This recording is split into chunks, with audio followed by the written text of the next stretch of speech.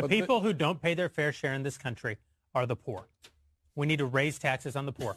He's joking, right? I'm not joking. I'm not joking. The poor in this country pay zero.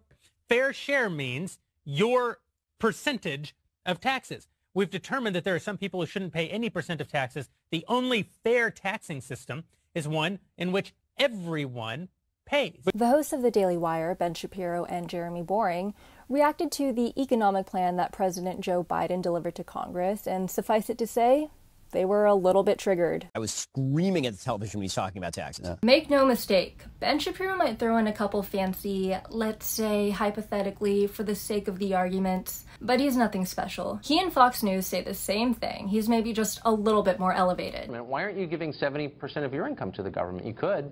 They're going to tax 70% of your paycheck. So what are these crazy socialist plans that Biden wants implemented into our tax system? I'm Alyssa Bernardino. Thanks for being here. If you didn't know what his plan was before watching the Daily Wire video, you might think it was some crazy plan to ruin America by the way that Ben's acting. When he says I'm going to tax corporations, corporations are not human beings for purposes of taxes. Okay, so let me make sure that I have this correct. Corporations are people when it comes to bribing our government. They're not people when it comes to paying taxes, but then they're people again when we have to bail them out.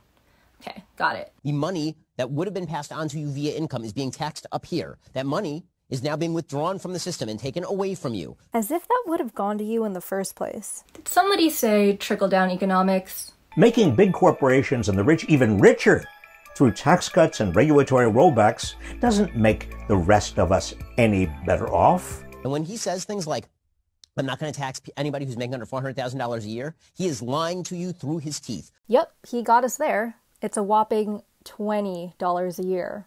The top 1%, who, by the way, have an average income of more than $2 million, will pay an estimated $100,000 in taxes. And they'll still have more than $2 million. By the way, most income of the top 1% isn't actually representative of just how wealthy they are or just how big the economic inequality gap is. When he says that I'm going to tax all of these rich people on their capital gains taxes, what do you think those rich people are going to do rather than put their money in the stock market where they get taxed on capital gains? They're not going to put their money in the stock markets. Most wealthy people make money off of their assets, not by working a job.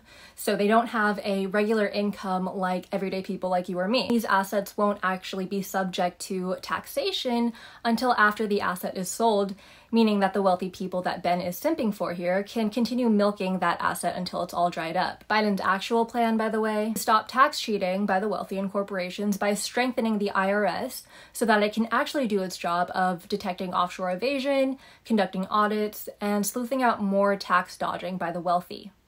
The IRS estimates that as much as $1 trillion in taxes owed goes unpaid every year. 70% of that lost revenue is due to underpayments by the richest 1%.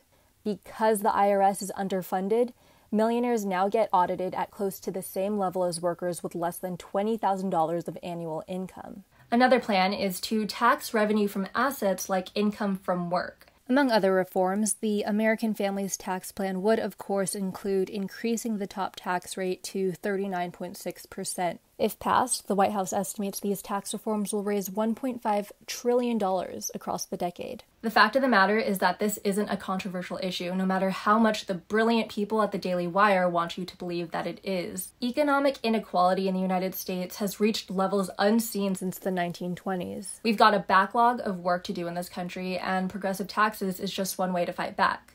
So don't let the people at the Daily Wire tell you that you're the problem for not paying your fair share.